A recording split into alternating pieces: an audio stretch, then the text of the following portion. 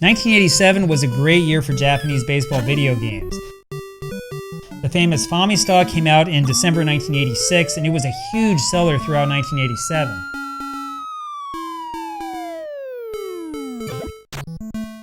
Moero Pro Yaku, also known as Bases Loaded, came out that summer, filled with fun things like bunting for a home run, but not in the US version.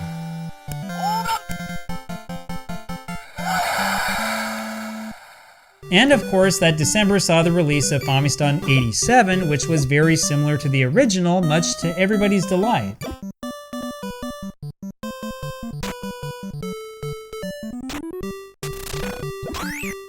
But you know what? There was one other Nintendo baseball game released in Japan in 1987. And this game was awful. I mean, it was just totally awful. In fact, I wonder why they even tried, as sad as that sounds. That would be this game, Exciting Baseball, probably the worst sports game that Konami ever made. I mean, the batter-pitcher matchup isn't awful, I guess. But look at it.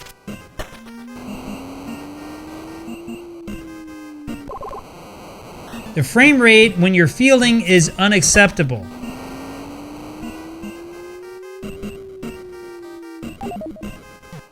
And this is a big problem. You see, the problem is that when you play a Nintendo baseball game or any other baseball video game or whatever, you're going to spend a good percentage of your time in the game either fielding or running the bases. So that part of the game needs to be one of the best parts of the game, not the worst. I mean, the game just looks like a joke, and the controls are even worse.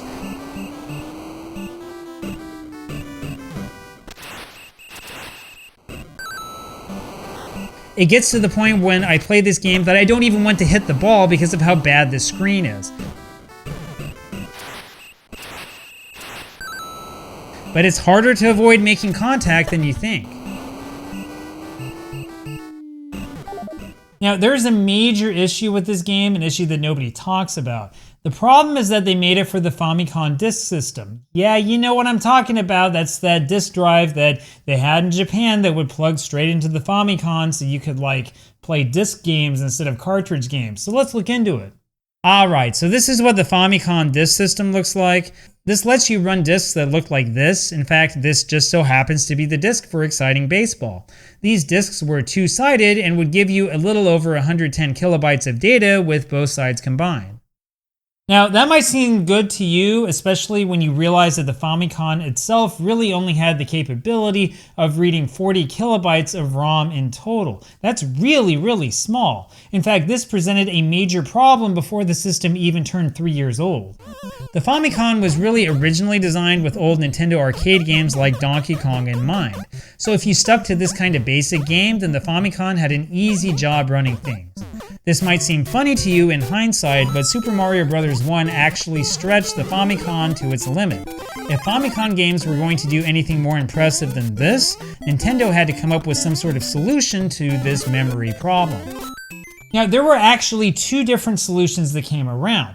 One solution, of course, was the Famicom Disk System, which we'll talk about in a second, and the other one was an engineering trip that they called a mapper. The mapper idea came around first. In fact, this Jaleco game called Ninja Jajamaru-kun was the first Famicom game to use a mapper. In this case, the mapper was largely used to allow the game to choose from a larger library of sprites than the NES would natively allow, and this game came out in November 1985. These two chips at the top of the cartridge worked together to index the program and sprite data in the game. It would only show a certain selection to the Famicom at any given time. This basic engineering trick allowed Jaleco's game to use twice as much sprite data, or CHR, as the Famicom could read. Basically, the game would only show the Famicom as much information as it needed to know. You can think of it as like a classified system. And like I said, the other solution was to slap the big old disk system on the Famicom. And that's the solution that Nintendo started to really push starting in February 1986. So the idea here was that the disk system would plug directly into the top of the Famicom, communicating with the system as if it were some sort of massive cartridge. You could buy disks the same way that you would buy game cartridges, sure. You could also buy disks that were entirely blank. Then you would take the blank disc over to one of these kiosks where you could get the latest and most popular disk system games for a discount, and this was cheaper since you already owned the disc after all. But there were two other reasons why the companies decided on the mapper approach in the end.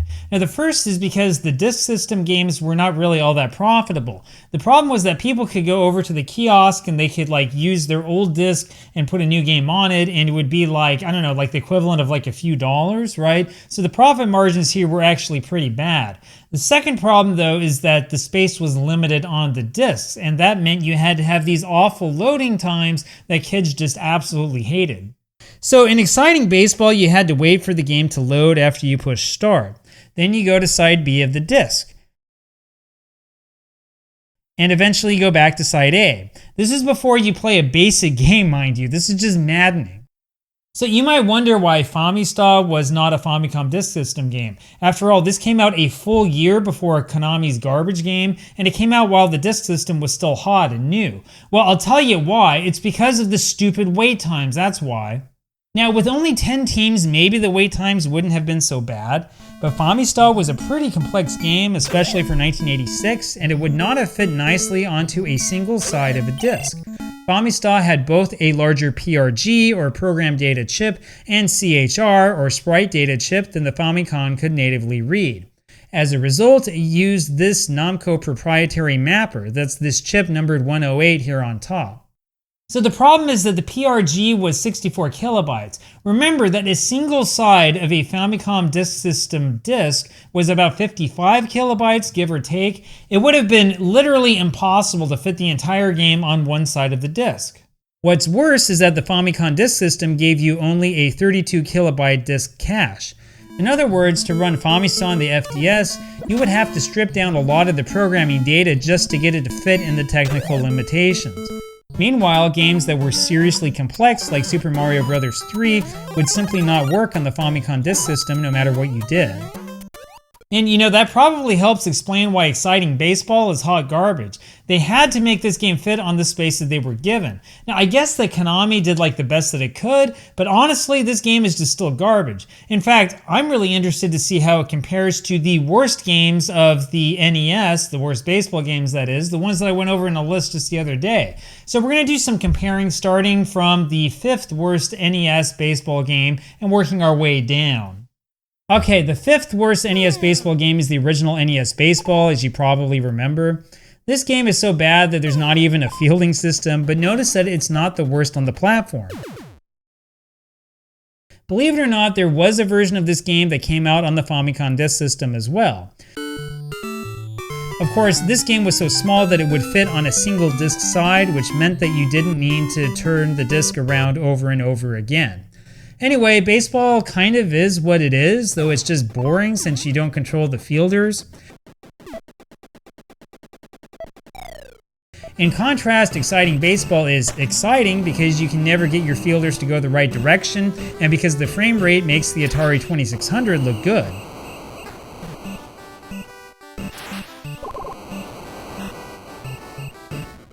Now, there is no doubt in my mind that Exciting Baseball is worse than the original baseball game, both the NES version and the FDS version. Okay, 1 down, 4 to go. Next up is freaking Bo Jackson Baseball. Remember this one?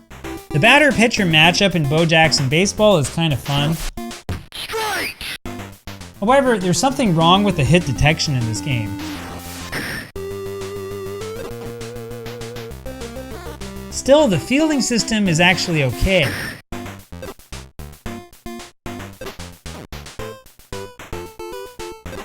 You scream at the umpire when there's a close call, which is kind of cool. He was safe by a mile! You're out! He was safe! You're out! And the best part of all is that the Little Mermaid sings the national anthem, and seriously, she's pretty hot for 8-bit. See, Bo Jackson Baseball, it's bad, but it's not like that bad. Now, I've seen you guys in the comments telling me that like this game is better than I thought. Anyway, let's see how it compares to Exciting Baseball. Well, in Exciting Baseball, you actually make contact with the ball, so that's a plus. But the fielding and base running systems make me want to claw my eyes out.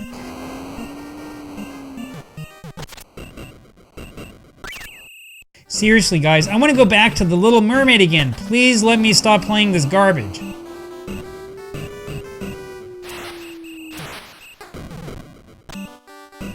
Anyway, Exciting Baseball is worse than Bo Jackson Baseball, no doubt about it. But the next game on our list, this is pretty formidable. Roger Clemens MVP Baseball. This game is like a Metallica song, The Thing That Should Not Be. The hitting system absolutely sucks and it makes me want to go back to bed. And the fielding system here is impossibly bad.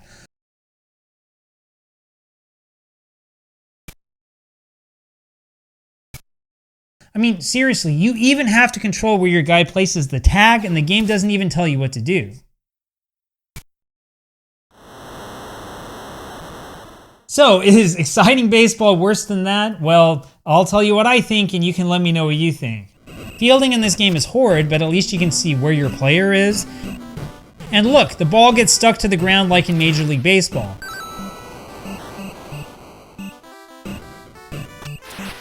You can throw cool sidewinder pitches, but you can't catch the ball once the other team hits it.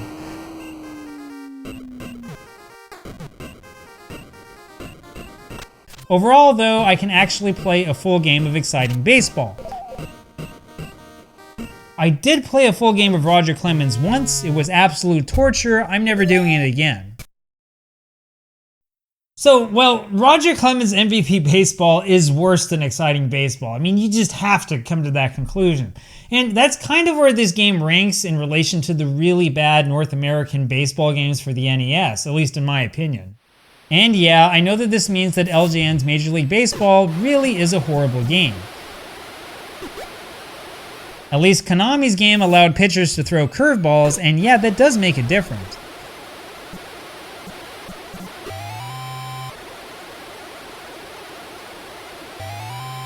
Major League Baseball is a game that never should have been made in the first place. Seriously, exciting baseball is 100 times better than this piece of garbage.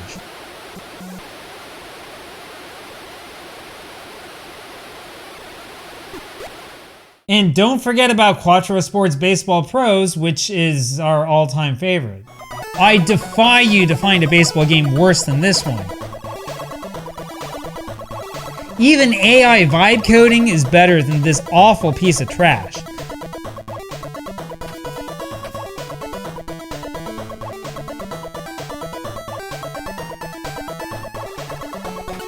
I heard that the United Nations was considering labeling this game a crime against humanity. I'm dead serious.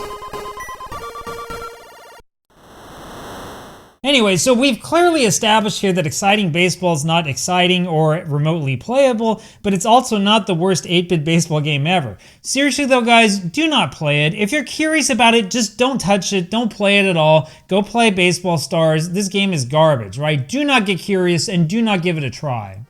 Seriously, I can't imagine anybody actually playing this game multiple times to try to complete a season or pen a race or whatever. I'm having a hard time just getting through this footage that I made of me playing it a few days ago.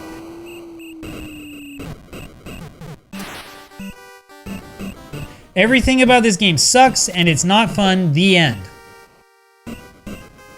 Anyway, stay far, far away. But you know what? If your life depends on it and you have to make a choice, choose to play this game instead of LJN's Major League Baseball. After all, if you're gonna die anyway, you might as well die with some dignity.